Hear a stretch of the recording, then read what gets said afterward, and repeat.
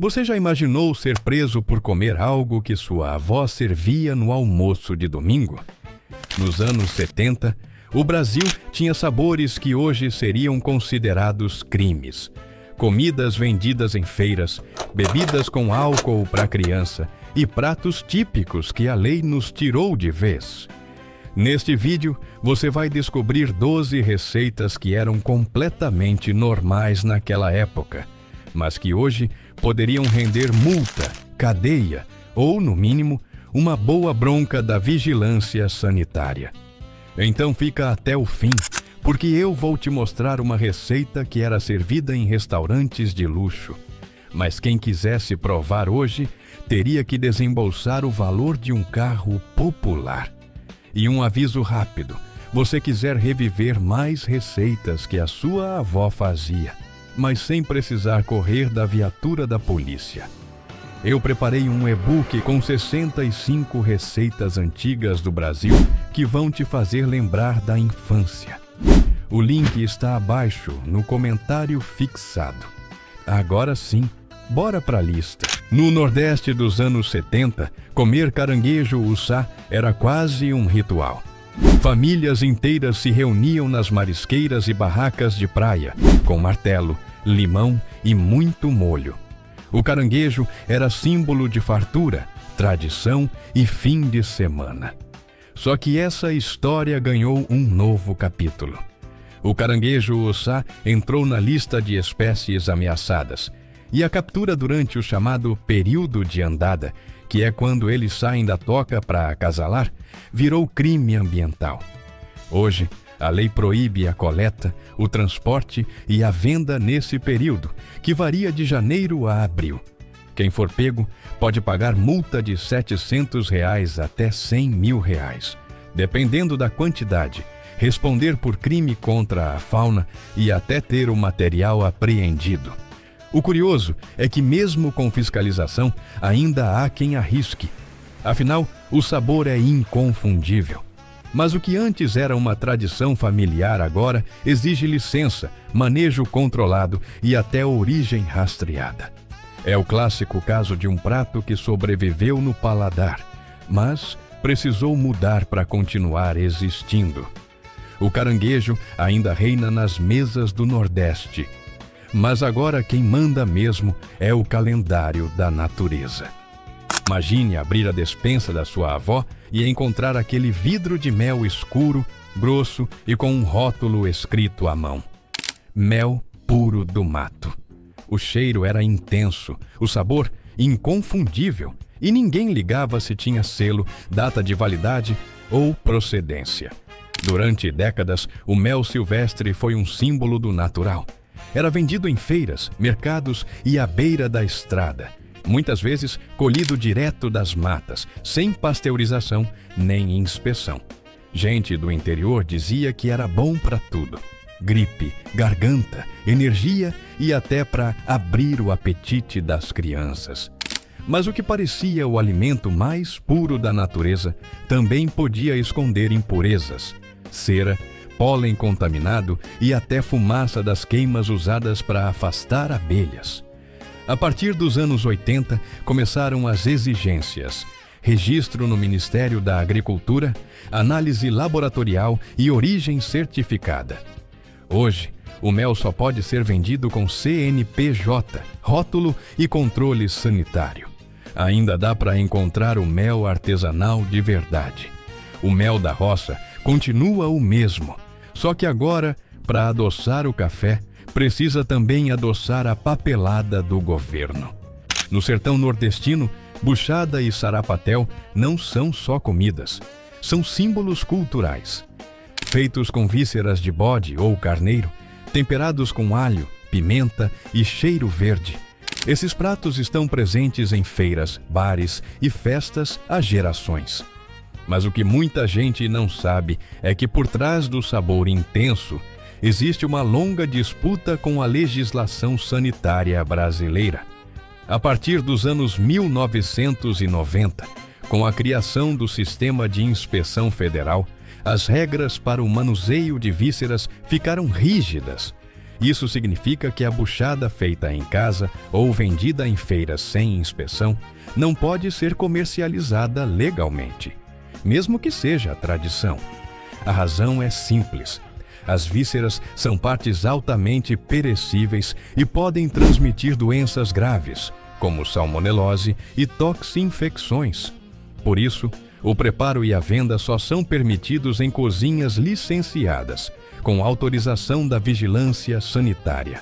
Ainda assim, a tradição resiste e muita gente continua preparando buchada e sarapatel em casa, do mesmo jeito que aprendeu com os pais e avós. Hoje, o sabor do sertão continua vivo, mas para vender é preciso ter o selo da lei junto do tempero. E se em outras regiões a tradição está na panela, em Minas ela está no queijo. E ele também já teve seus dias de clandestinidade. Em Minas Gerais, o queijo não é apenas um alimento, é um patrimônio. Produzido há mais de 200 anos nas serras da Canastra, do Cerro e do Alto Paranaíba, o queijo Minas artesanal é feito com leite cru, sal e pingo, o fermento natural passado de geração em geração. Só que durante muito tempo, essa tradição mineira viveu à margem da lei.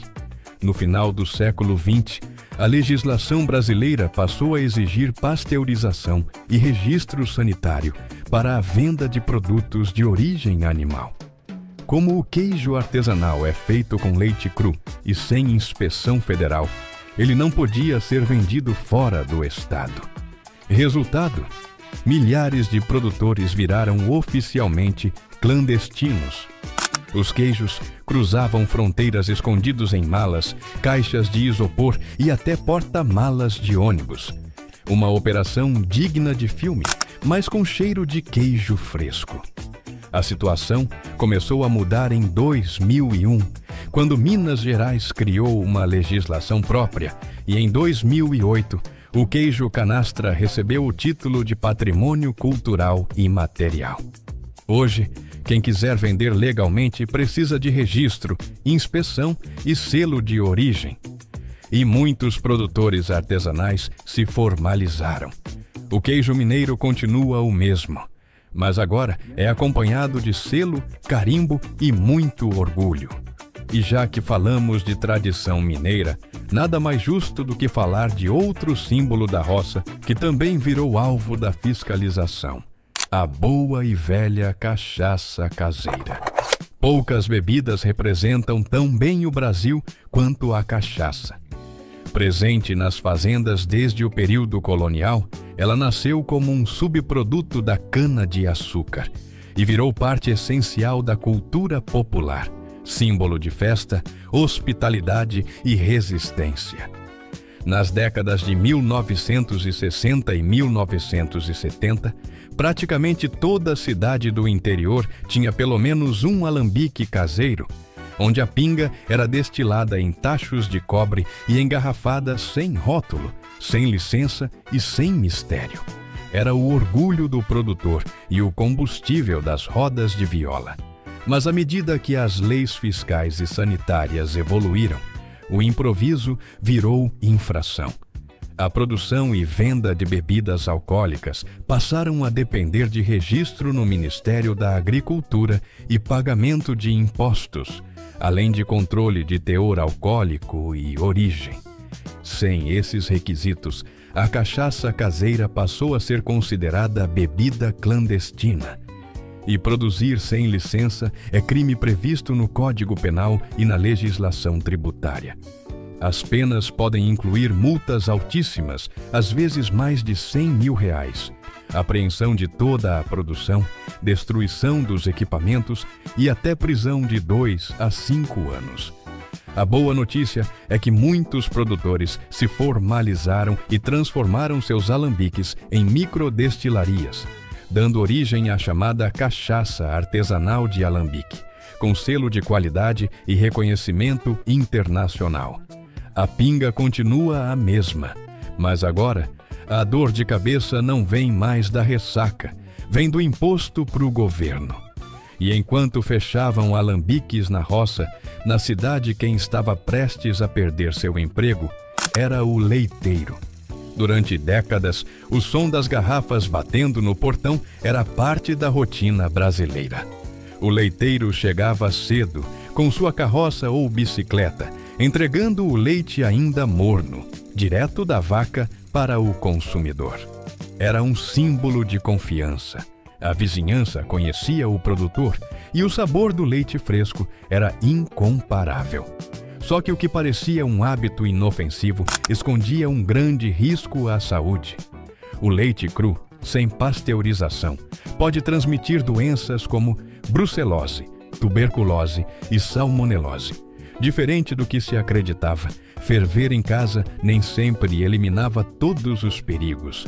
E olha, todo mundo achava até mais saudável. Leite de verdade, diziam. Não é esse leite de caixinha que é pura química. A partir da década de 1990, o Ministério da Agricultura e a Anvisa proibiram a venda de leite cru para consumo humano, com raras exceções.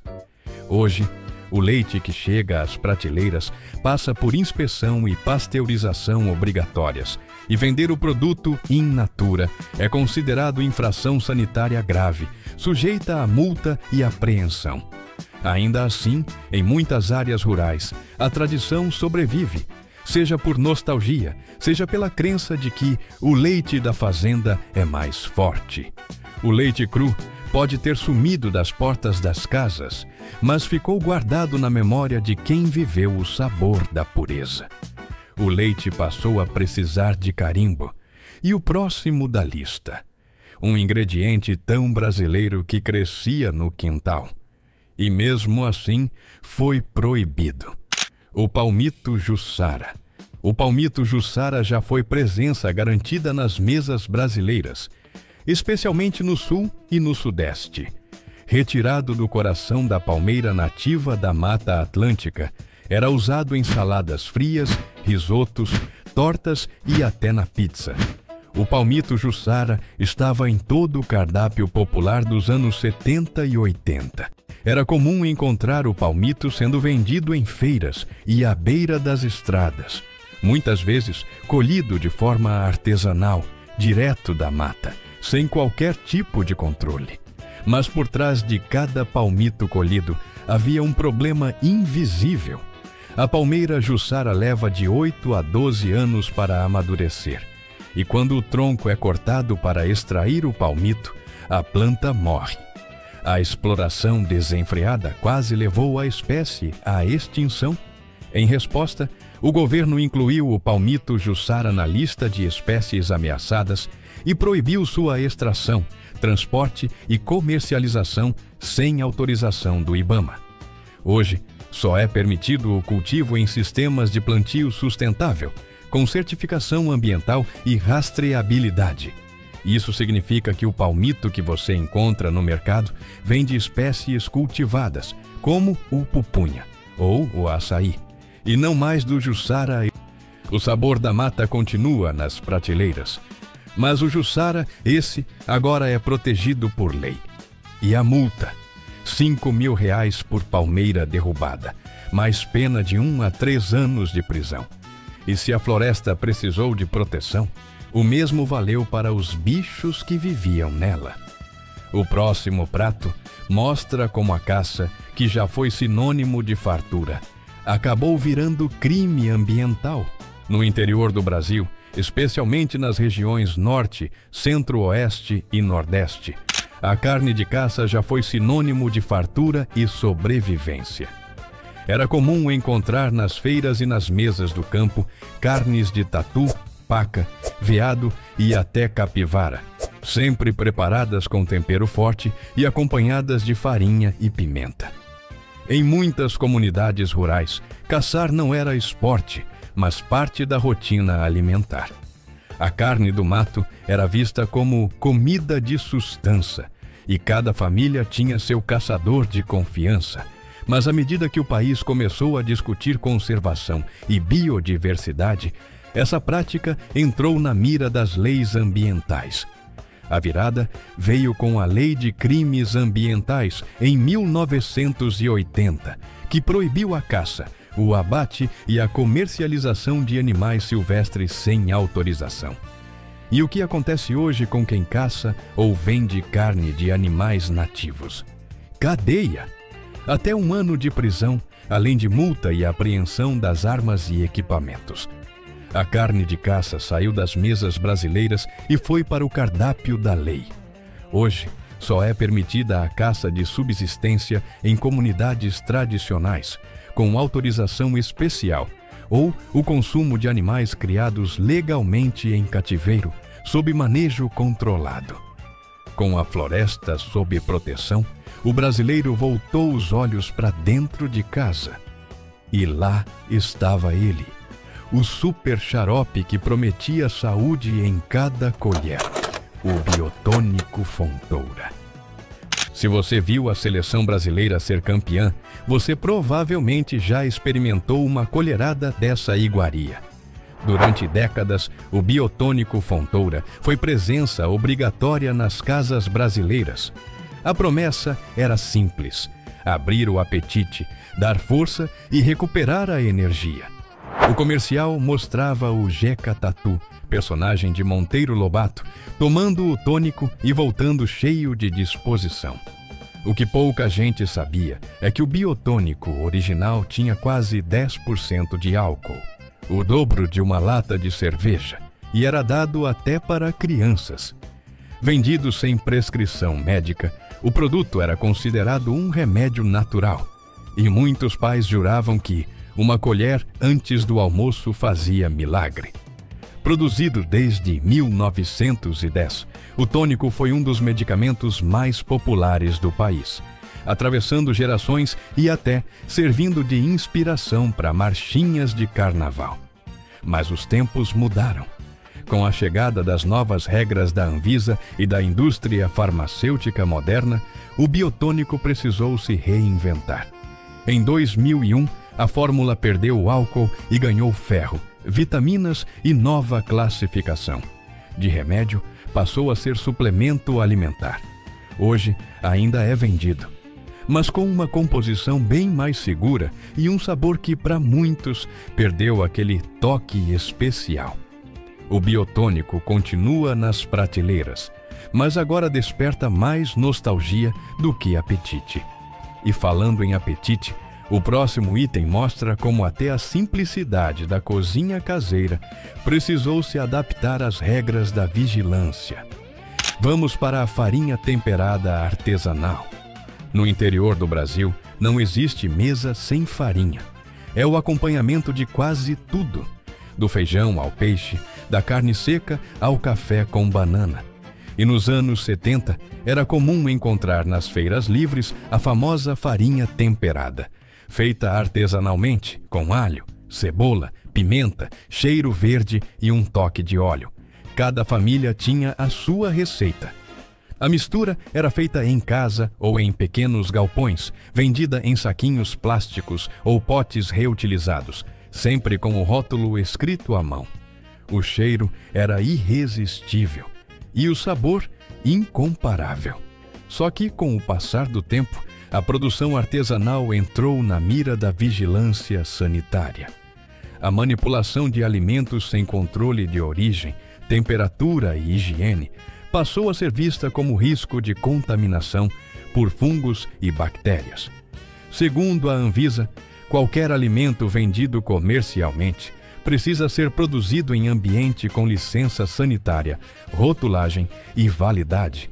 Isso inclui até mesmo a farinha, que antes era feita no quintal e vendida de porta em porta. Hoje ainda existem farinhas artesanais, mas elas precisam seguir regras rígidas.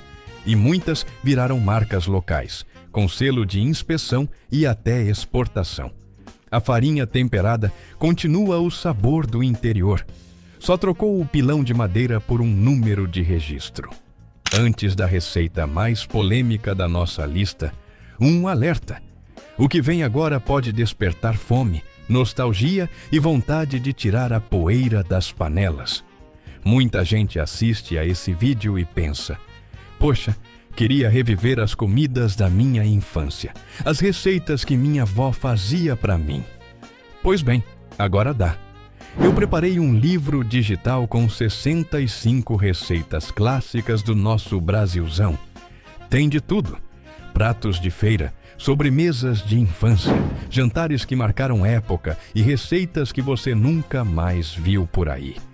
E o melhor de tudo, sem precisar se explicar para a vigilância sanitária. É um passeio completo pela cozinha do passado. O link está aqui abaixo no comentário fixado. Agora sim, é hora da última e talvez mais emblemática receita da nossa lista. Houve um tempo em que a tartaruga marinha não era apenas símbolo do oceano. Era também presença em panelas e restaurantes das regiões costeiras. Suas carnes e ovos eram considerados iguarias, e o famoso ensopado de tartaruga aparecia em festas de fim de ano e cardápios de hotéis à beira-mar.